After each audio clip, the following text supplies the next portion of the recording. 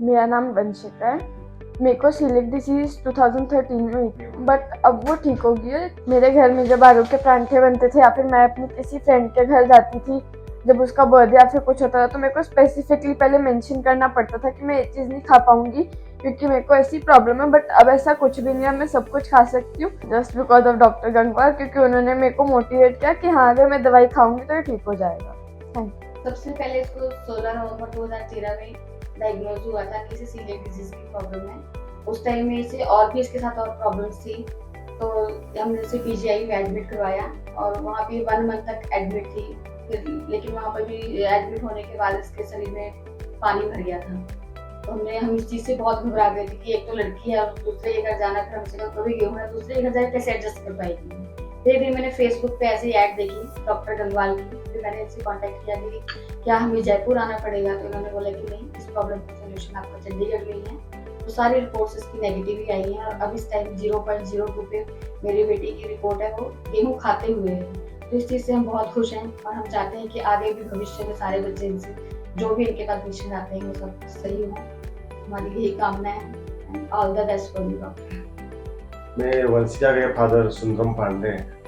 इसका 16 नवंबर 2013 में treatment PGI में चल रहा था, बट कोई रिस्पांस नहीं मिला। फिर हमें डॉक्टर गंगवाल जी का पता चला कि हम मार्च 2022 में उनके पास आए और आफ्टर 2 मंथ्स हमने कनेक्ट शुरू कर दिया।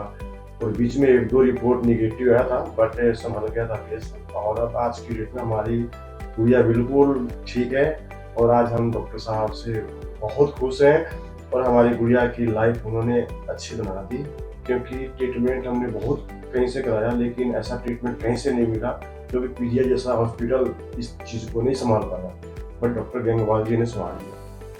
नमस्कार दोस्तों, मैं डॉक्टर डील गंगवाल। अभी आपके सामने थे वंशिका पांडे। इनकी एज 15 ईयर्स है। इन्होंने हमारे चंडीगढ़ सेंटर जो कि सेक्टर 32 स्थित है, यहाँ से इन्होंने ट्रीटमेंट स्टार्ट किया। इनको सीलिक डिजीज थी। इनका ट्रीटमेंट हमारे चंडीगढ़ सेंटर से मार्च 2022 में स्टार्ट हुआ। सिम्टम्स काफी थे, जैसे मेन कंसर्न इनका हाइट को लेकर था, वेट को लेकर था। इनका जब डायग्नोस हुआ था उस समय इनका टीटीज लेवल मोर देन 100 था। जैसे कि हमारा प्रोसीजर रहता है 3 महीने बाद में हम ग्लूटेन स्टार्ट कर देते हैं, तो हमने इनका ग्लूटेन स्टार्ट कर दिया। फिर लगभग साल भर पूरे होने के बाद में हमें इनका वापस से टेस्ट कराया, तो इनका जो टीटीज लेवल है वो मोर देन 200 था। पेरेंट्स काफी घबरा गए, तो मैंने इनको आश्वासन दिया कि जब भी हम ग्लूटेन स्टार्ट करते हैं तो एक बार पीक पे जाता है। किसी का पीक 1 महीने बाद में हो जाता है, किसी का 5 महीने बाद होता है और किसी का साल भर बाद में भी पीक लेवल आ सकता है। ये धीरे धीरे डाउन आता जाएगा। रिक्वेस्ट हमने ये की कि आप मैदा का आइटम बिल्कुल भी यूज मत लीजिए, तो उन्होंने ऐसे ही किया। और ग्लूटेन इनका उस समय 2 बार चल रहा था। उसके बाद में हमने सेकंड रिपोर्ट रिपीट करी इनकी।